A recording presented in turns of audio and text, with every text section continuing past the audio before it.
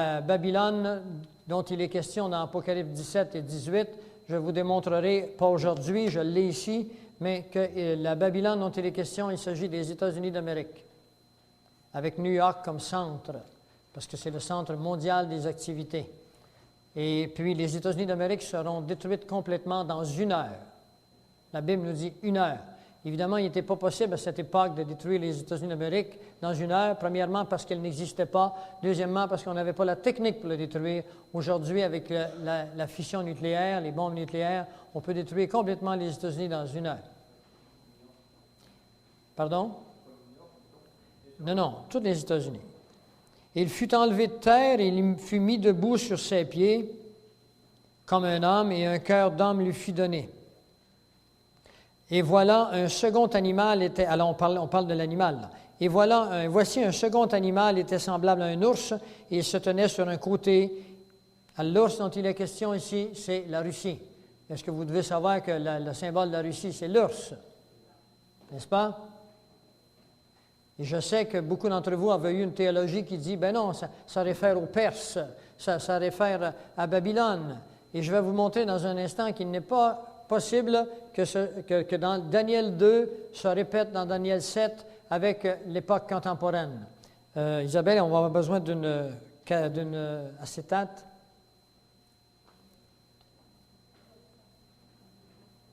Alors, il dit, il avait 3 côtés dans sa gueule. C'est 3 côtes, c'est pas côté, c'est une erreur. 3 côtes dans sa gueule, entre les dents.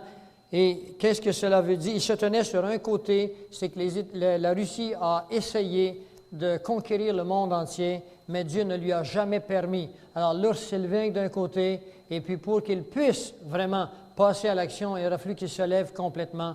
Mais ils ont été détruits par des problèmes, ethniques, parce que ce n'est pas une race pure, faite de plusieurs ethnies, et 2, par des problèmes financiers. La Russie est en état complet de désorganisation sociale et financière. Vous devez savoir ça. Il avait dans sa gueule 3 côtes qu'il mangeait. La Russie s'est nourrie de la philosophie de 3 hommes, Karl Marx, Hegel et Staline. Ce sont les 3 hommes qui ont créé la domination doctrinale sur la Russie. Et il disait, lève-toi et mange beaucoup de chair. Alors, il est question ici, vous verrez tous ces détails dans Isaïe 13. Dans Isaïe 13, entre le verset 13 à 17, vous aurez les détails. Je vous ai dit que Daniel nous donne la structure. Jérémie, Isaïe, les petits prophètes nous donnent des détails très précis. Donc, en Isaïe 13, entre le verset 13 à 17, vous aurez les détails. Quand il dit mange, il mange beaucoup de chair. Vous allez voir les nations qui vont être tuées, mises. Il va y avoir du sang jusqu'aux morts des chevaux. Alors, c'est une guerre terrible qui s'en vient en Europe, tant qu'aux États-Unis d'Amérique, ils sont détruits complètement. Le verset 6. Après cela, je regardai, et voici un autre animal, semblable à un léopard, et il avait sur le dos 4 ailes comme un oiseau. Ici, il y a 3 écoles de pensée sur le verset 6. Certains pensent qu'il s'agissait de la Grèce, mais je vais vous montrer dans un instant que la Grèce n'est pas possible puisque ce n'est plus à cette époque-là. On pense qu'il s'agira de l'Iran et de Gomère, c'est-à-dire de l'Allemagne. Et le verset 7 est le verset le plus intéressant pour vous et pour moi. Après cela, je regardais pendant mes visions nocturnes, et voici, il y avait c'est Codem. Est-ce qu'il est là? Après cela, je regardais pendant mes visions nocturnes, et voici, il y avait un 4e animal. Il était terrible, épouvantable, extraordinairement fort. Il avait de grandes dents de fer, il mangeait, brisait, il foulait aux pieds tout ce qui restait. Il était différent de tous les autres animaux. Ce 4e animal, ici on dit quelque chose de très particulier que je voudrais que vous vous souveniez, il est différent de tous les autres animaux. C'est-à-dire que ne cherchez pas à l'identifier avec un pays quelconque. On a identifié le lion avec l'Angleterre, on a identifié les lionceaux dans Jérémie 50 et 51 avec le Canada, les États-Unis, la Nouvelle-Zélande et l'Australie. On a identifié l'Iran, l'Irak avec le léopard, mais lui, il est différent des autres. Ne cherchez donc pas à l'identifier avec des pays comme les autres. Et la raison pour laquelle il est différent des autres, c'est à cause d'un document que j'ai en main ici, qui s'appelle le traité de la diversité biologique. Radio-Canada en a parlé sur les ondes la semaine dernière. Et c'est à Montréal que va s'ouvrir le premier grand centre sur la diversité biologique. Et c'est heureux, ça va donner du travail à des centaines de personnes. Hey! Mais ces gens-là sont en train de mettre à exécution la destruction complète de l'Amérique du Nord. Parce que la diversité biologique conçue avec Maurice Armstrong et George Bush et Michael Gorbatchev en 1992 au sommet de Rio a déclaré que l'homme est un animal au même titre que les souris et que l'homme a trop bien réussi sur la planète Terre et qu'il faudra maintenant réduire son nombre. Et on a créé pour cela des immenses territoires dans lesquels l'homme ne pourra y pénétrer. Et c'est ce qu'on appelle la diversité biologique. Je n'ai pas le temps de vous parler de ce document aujourd'hui. Je vous ai dit que ça prend un fin de semaine complet pour que vous puissiez vraiment comprendre tous les morceaux du puzzle. Mais ceci est au Sénat américain pour ratification. Et le jour où ça passera, ça peut se faire la semaine prochaine, le mois prochain, je n'en sais rien. Il s'est supposé se faire avant la fin du mandat de Bill Clinton. Le jour où ça passera, c'en est terminé. Parce que les États-Unis ont déjà des armées sur place, que je vous m'en ai tantôt, qui vont faire appliquer les nouveaux règlements qui sont issus de la diversité biologique. On vous a montré que le bon côté de la diversité biologique. On ne vous a pas montré le reste. Je l'ai ici, les 10 règlements. Mais soyez sans crainte. J'ai un autre type de nouvelles pour vous. Mais voyez quand même ce qui vient sur la planète Terre. Parce que vos enfants doivent le savoir. Et vous vous ferez probablement ridiculiser avec ces discours. Mais Jésus a-t-il eu peur de se faire ridiculiser quand il a dit qu'il était Dieu? Ils l'ont crucifié, à ce que je sache. Si vous n'êtes pas persécuté, peut-être que vous n'avez pas la même parole que moi. Parce que moi, dans des milieux soi-disant chrétiens, quand je lui parle de la parole de Dieu, on me regarde de travers. Il faut que vous compreniez ça, que la parole de Dieu, Jean 17, 17, est la vérité, pas la parole des hommes. Vous n'ajouterez rien, nous dit la parole, vous n'enlèverez rien, sinon vous paierez pour vous aurez des conséquences pour vos soustractions, vos additions. Alors ici, regardez bien ce qui est important. Il est marqué, il était différent de tous les animaux précédents. Et je tiens à vous montrer sur l'acétate ici, il faut mettre en évidence le mot précédent. Vous l'avez dans vos Bibles, dans le chapitre 7, le verset 7. 7, c'est retenu. Précédent. Alors, si vous allez dans une Bible hébreu, parce qu'en français, vous savez, on n'a pas toujours l'heure juste. Alors, nous avons une Bible hébreu, une Bible grecque, pour être capable de comprendre la vraie étymologie du mot. Et le mot précédent ici vient de l'anglais before. Alors, before, en anglais, c'est of all those animals before. Tous ces animaux, les 4 et 3 animaux précédents. Le mot before veut dire en présence de, dans l'araméen, pas dans l'araméen, dans l'hébreu. En présence de. Alors, pour être certain de votre coup, il faut que vous ayez une belle grosse Bible qu'on appelle, pas une Bible, une concordance qu'on appelle la concordance Strong. Et la concordance Strong, elle ne s'occupe pas des interprétations, elle ne s'occupe pas des doctrines, elle s'occupe de la langue. Et elle prend chaque mot d'une langue, elle le sort, puis elle lui donne un numéro, et puis elle donne son explication. Et dans la Bible Strong, vous pouvez l'avoir, le numéro 69-25, ce mot est écrit 30 fois dans Daniel, et il veut dire « en présence de », et le mot araméen, c'est « kodem ».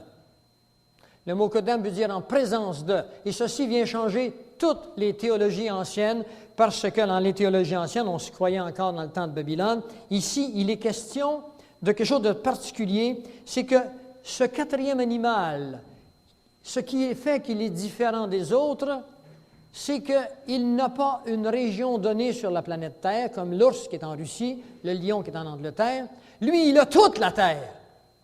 Donc, il est là à cause des traités qui ont été signés.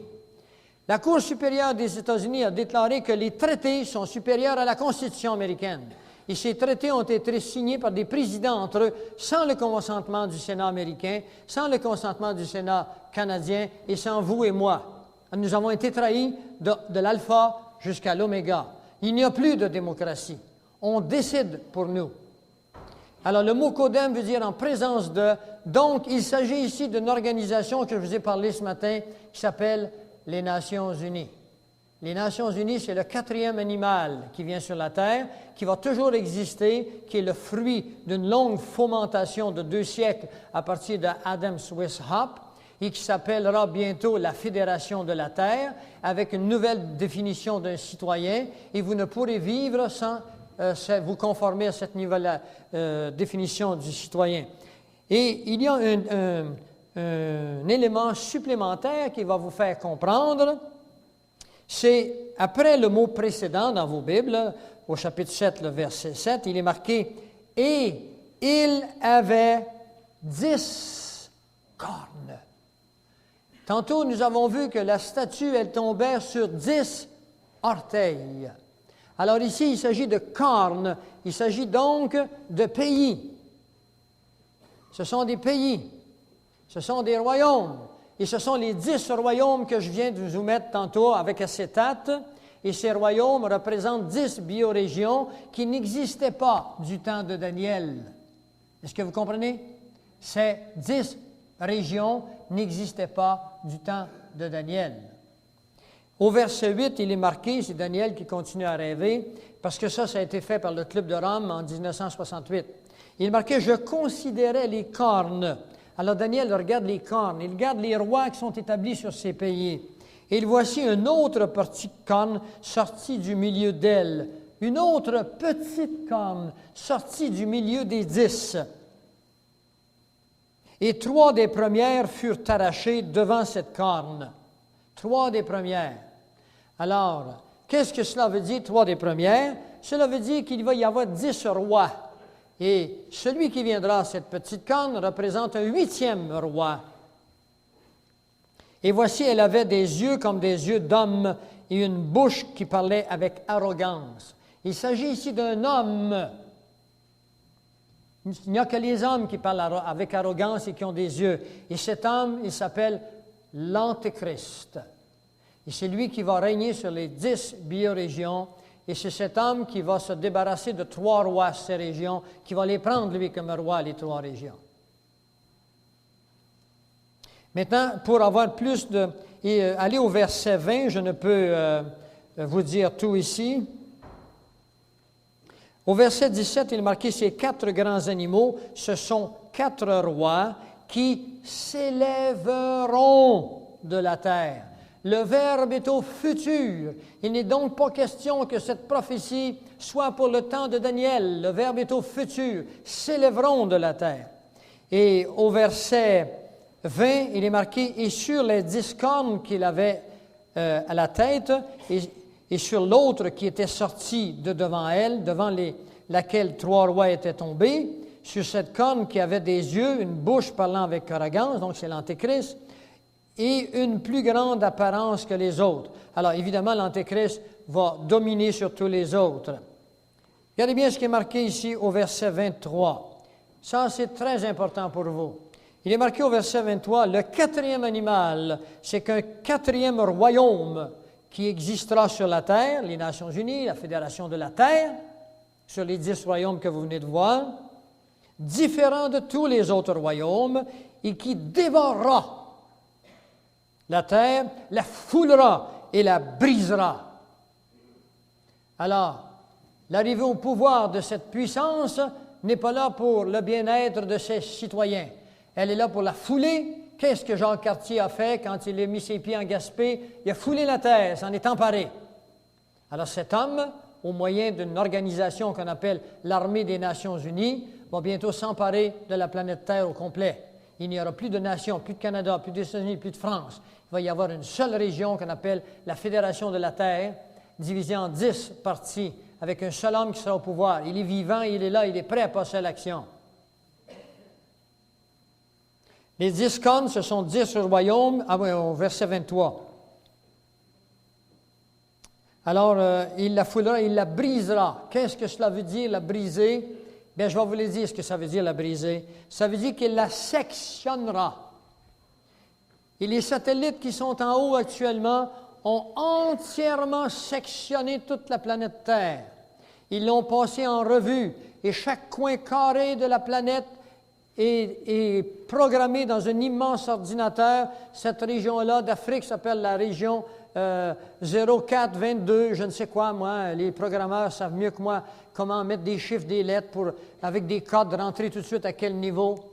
Et chaque petite région est divisée en plusieurs régions, de telle sorte qu'aujourd'hui, la plupart d'entre nous, avec votre maison, vous êtes déjà un carré qui est signalé sur ordinateur, qui vous êtes sur satellite. Et on peut, au besoin, immédiatement rentrer votre code et envoyer sur votre maison, sur votre terrain, des signaux qui peuvent savoir tout ce que vous faites. Si vous êtes dehors, autour de la maison, quel est votre numéro de licence? Dans un centre d'achat, on peut trouver par satellite votre numéro de licence. Ce n'est pas à venir, c'est une technologie qui est faite. Ce que j'ai sur mon bureau ici, ce sont des documents faits par des scientifiques qui démontrent tout ce que je vous dis. Je suis abonné à des dizaines de revues qui... Les Revenus Canada qui est en tête.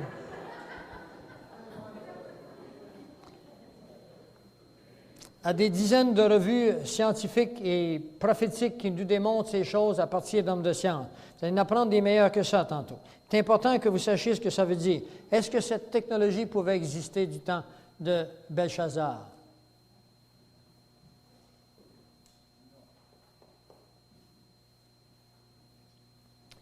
Alors voilà, mais ce qui est important que vous compreniez ici, c'est le verset 25. On parle de l'Antéchrist, on dit « Il prononcera des paroles contre le Très-Haut ».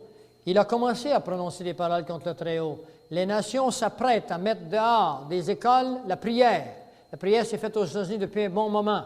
Dans les écoles ici, de nos régions, la prière, c'est facultatif et ça achève.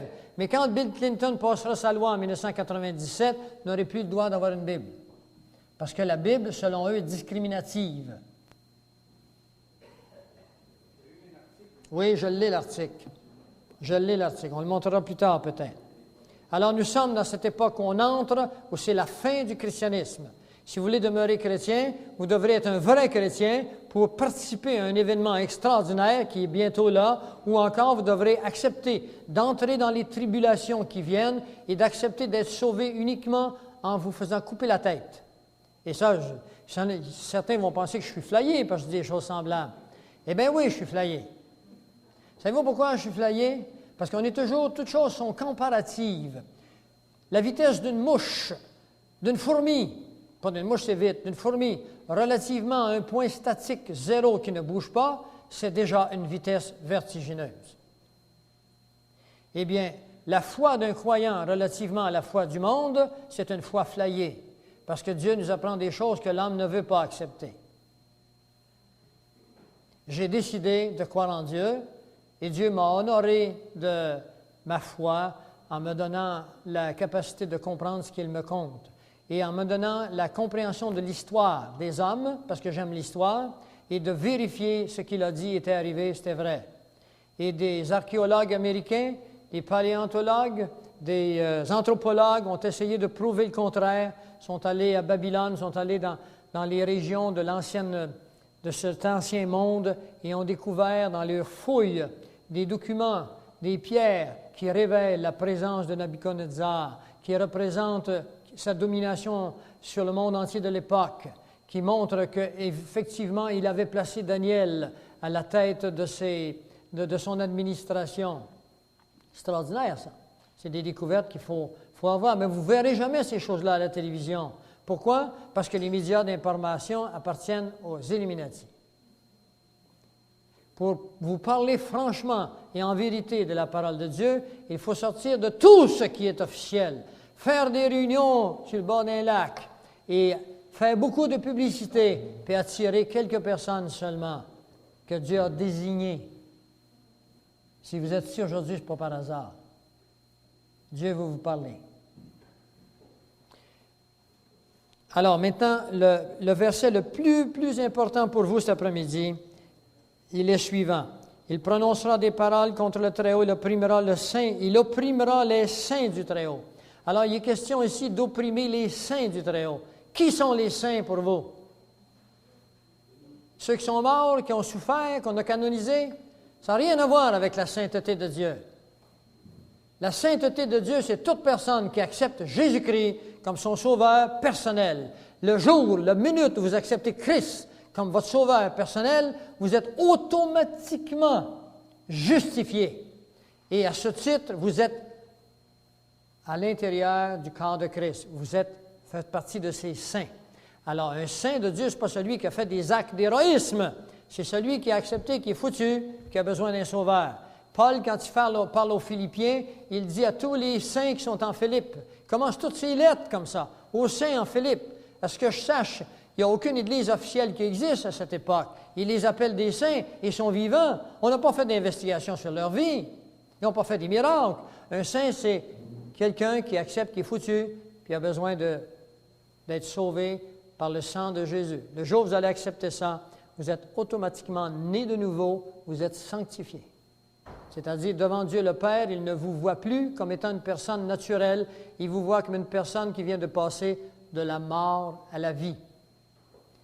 Alors, ensuite de ça, puis viendra le jugement. Et le jugement dont il est question ici, vous le trouverez dans Matthieu 25. Bientôt va commencer la réalisation du jugement de Dieu sur notre planète. Les hommes ont vécu comme si Dieu n'existait pas. La pierre qu'ont rejeté les nations. Et on lui ôtera sa domination qui sera détruite et anéantie pour jamais. Le règne, la domination et la grandeur de tous les royaumes qui sont sur les cieux seront donnés au peuple des saints du Très-Haut. Son règne est un règne éternel. Je suis en train de vous dire que lorsque Dieu revient, c'est un règne éternel. Et tous les dominateurs le serviront et lui obéiront. Alors, ça, c'est le verset 7. Maintenant, je vous amène à quelque chose de fantastique. Nous finissons le verset 9 et ensuite, nous prendrons une pause. Et après, je vous parlerai des choses qu'il faut que vous sachiez absolument. Ça, c'est en contexte biblique. Tantôt, je vais vous prendre le contexte biblique et je vais vous l'amener dans sa réalisation dans le monde d'aujourd'hui. Le chapitre 9, il s'agit de la prière de Daniel et nous allons commencer au verset 20 à 27 et nous arrêterons par la suite. Le chapitre 9 vous donne le temps de l'humanité. C'est ici la clé. Si vous ne comprenez pas Daniel, vous ne pouvez comprendre les clés du temps que Dieu a donné à l'humanité. Alors, Daniel a vu comment son peuple vivait. Il s'est tourné vers Dieu, il a prié pour son peuple, il a intercédé pour son peuple. Et puis, à un moment donné, au verset 20, il dit « Je parlais encore, je priais, je confessais mon péché et le péché de mon peuple d'Israël. Et je présentais mes supplications à l'Éternel en faveur de la sainte montagne de mon Dieu. Je parlais encore quand dans ma prière, quand l'homme Gabriel, vous verrez toujours Gabriel comme étant celui qui annonce les événements importants. C'est jamais Michel. Michel, ce n'est pas le gardien des chrétiens, contrairement à ce que certains enseignent. Michel, c'est le gardien du peuple physique de Dieu. Daniel 12, versets 1 à 3. Alors, c'est Gabriel qui annonce. Il dit, « Je parlais encore dans ma prière quand l'homme Gabriel, que j'avais vu précédemment dans une vision, s'approcha de moi d'un vol rapide. » Voyez-vous ça? Au moment de l'offrande du soir, on peut supposer qu'on est vers 6 heures. Chez les Hébreux, ça se faisait vers 6 heures, l'offrande du soir. Et voici, il m'instruisit, il s'entretint avec moi. Daniel vient, apparaît comme ça, Gabriel, puis il lui dit des choses. Il lui dit, tu as prié, tu as demandé des choses, Dieu m'envoie te les livrer. Et dans ce que Dieu va lui apprendre, il lui dira de l'écrire et de le sceller. Dans Daniel 12, verset 4. Parce que ces choses, dira-t-il, n'appartiennent pas à ton temps. Ce sont des choses pour la fin des temps. Et vous et moi sommes à la fin des temps. Ces choses-là sont pour vous et moi. Alors, il nous donne le temps de l'humanité. Il m'instruisit, il dit, voici, lorsque tu as commencé à prier, Daniel, la parole de Dieu est sortie et je viens pour te l'annoncer parce que tu es un bien-aimé aux yeux de Dieu. Il dit, maintenant, sois attentif à la parole et comprends ceci. Alors, il est en train de dire, écoute, bien Daniel, là, bon, es-tu prêt là? Tiens-toi bon sur ta chaise là. Voici, je te le déclare. Et là commence quelque chose d'extraordinaire. Il dit, 70 semaines ont été données, ont été fixées sur ton peuple et sur ta ville sainte. Alors, quel est le peuple de Daniel? Le peuple hébreu. C'est pas vous, c'est pas moi. Nous sommes, dans le contexte biblique, les gentils. Les gentils, c'est tout peuple autre que les Juifs. Nous sommes les païens. Si vous êtes convertis à Christ, vous êtes toujours un païen ou un gentil régénéré. C'est-à-dire, vous ne faites pas partie du peuple physique, mais vous faites partie du peuple spirituel. Ça, c'est plus important encore. Alors, il dit, 70 semaines ont été fixées sur ton peuple et sur ta ville sainte. La ville sainte, c'est Jérusalem. C'est l'aiguille de l'humanité, l'horloge. Pourquoi? Pour un certain nombre de choses. Pour faire cesser les transgressions, pour mettre fin au péché. Mettre fin au péché. Est-ce que le péché, on a mis fin au péché encore de nos jours? Non, hein? Vous allez voir pourquoi. Pour expier l'iniquité. Est-ce que l'homme peut expier l'iniquité? Non. Ça prenait quelqu'un de spécial pour faire ça. Pour amener la justice éternelle. Est-ce que nous vivons dans la justice dans notre pays actuellement? Pas trop, hein? Pour sceller la vision et le prophète. Qu'est-ce que ça veut dire, sceller la vision et le prophète? Ça veut dire pour réaliser ce que le prophète a dit, le sceller, et ensuite pour oindre le Saint des Saints. D'après vous, qui est le Saint des Saints? Pour oindre Jésus-Christ. Alors, sache-le donc, et c'est ici que commence la chronologie. Sache-le donc et comprends. Depuis le moment où la parole a annoncé que Jérusalem sera rebâtie jusqu'à loin, jusqu'au loin, au conducteur, il y a 7 semaines. Dans 62 semaines, est-ce qu'on veut le mettre sur l'acétate maintenant? Vous l'avez sur votre feuille, c'est celui-ci.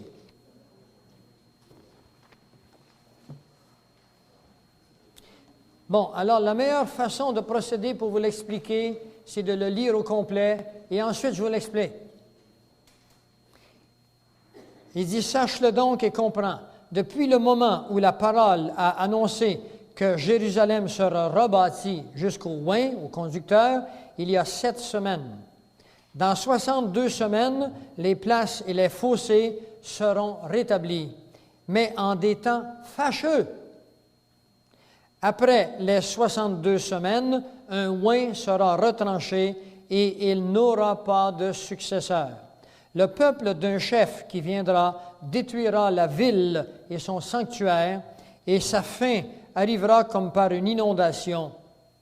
Il est arrêté que les dévastations dureront jusqu'au terme de la guerre. Le verset 27. Il fera une solide alliance avec plusieurs